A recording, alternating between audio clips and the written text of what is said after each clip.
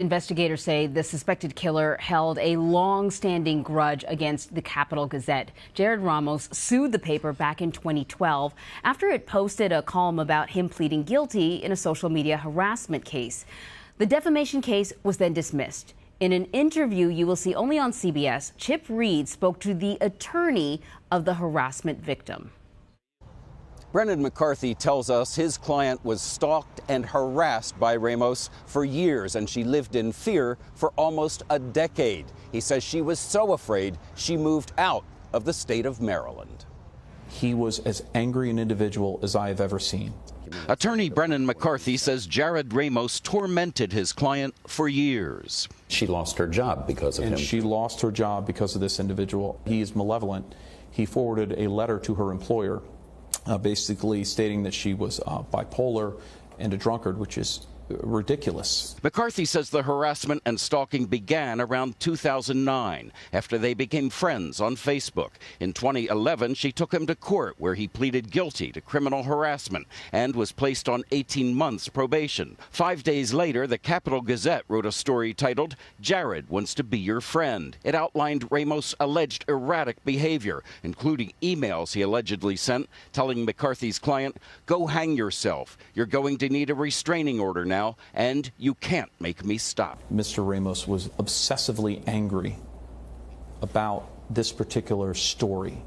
Ramos sued the paper for defamation in 2012. The case was dismissed in 2015 on appeal. According to court documents, the judge said there is nothing to prove anything that was published was in fact false. I, for one, received what I consider to be a death threat. Tom Marquardt was the Capital's executive editor at the time of the article. He said he went to police about Ramos' threat, but was told nothing could be done. I feared for my life, I feared for my family's life, and I feared for my staff's life. He wanted to get revenge.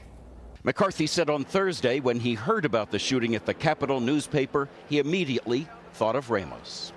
I knew who did it. He did it. And you've said it was inevitable. It was inevitable. That he would eventually was going to do something like violent. The only question was, who would he get first? McCarthy spoke with his client after the shooting, and she told him she still fears for her life, even though Ramos is behind bars. Anne Marie? Great reporting, Chip Reid. Thank you. Mary Ellen O'Toole is a former senior FBI profiler, and she joins me now from Annapolis, Maryland.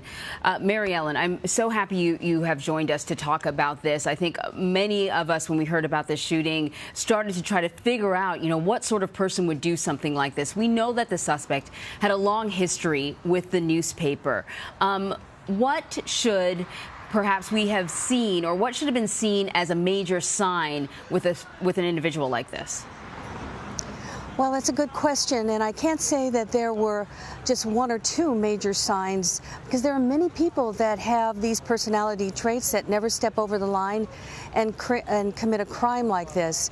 So with this individual, though, he would be what I describe as an injustice collector, but a dangerous injustice collector. And this is someone who collects injustices their entire life, and then for some, he will respond disproportionately, and certainly yesterday it was an extremely disproportionate response to what happened to him in 2011 through 13. People close to this individual or who knew him would understand that he was an injustice collector and that he was brooding and making plans to actually carry out the crime that he committed yesterday. So let's talk about what we do know about the attack. We know that he used a shotgun and that he had smoke grenades in his backpack. What does that indicate to you?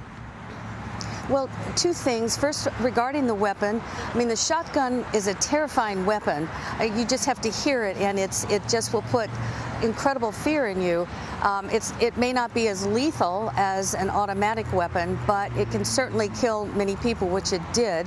And that may have been the only gun he could access. And police are, I'm sure, looking into whether or not he attempted to obtain an automatic weapon. But nonetheless, he had a very lethal weapon with him. Number two, the smoke grenades could have been used by him when police or someone else entered the room to keep them, to confuse them, to keep them from being able to access him or being able to get to him. So it could have been something that he planned to use as something that was a diversionary device. Mm-hmm. And there are reports now also that when police entered the room, they found him hiding under a desk. There are reports that he had sort of tossed the weapon aside away from him. What can you draw from that? Well, possibly a couple of things. And the first thing is that he may have wanted to blend in with the other people, the other victims, with the hopes of being able to walk out, not unlike the Parkland shooting down in Florida. The second possibility, because you can never zero in on one, at least not this soon, is that he just did not want to be shot. He wanted to just, be taken alive. So there are several possibilities for that behavior. But I do think one is that he wanted to blend in and possibly hope to walk away. Yeah, when you hear about the smoke bombs, I can't help but to think that maybe he had some sort of escape plan, but the police arrived there remarkably fast, and maybe that threw things off. The other bit of information that we're getting about him is that he damaged his fingertips so that police would have a hard time identifying him. That's not very common.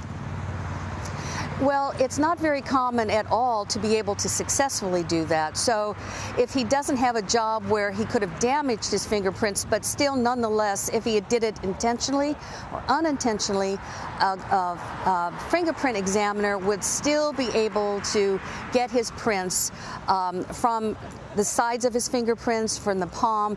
So people read a book and they think that they can do away with their fingerprints. That is very, very rare to be able to do it successfully. Yeah, and in fact, police were able to identify him pretty quickly, and they started to search his home. What would they be looking for there? At his home, they'd be looking for many things. They would be looking for anything he wrote down, like journals or diaries. They will be looking for information in his computer. What sites is he going to? Who is he communicating with? What other things he just has in his house? Does he have components that he could use to build a device? Who else lives in the home? Who could possibly have been aware of what he was doing? Does he have storage areas? Does he have underground facilities where he could keep something? So they will be putting together that secret part of his life, that part of his life that he does not want anybody else to know about. Mary Ellen O'Toole, always appreciate your insight and your expertise. Thank you so much. You're very welcome.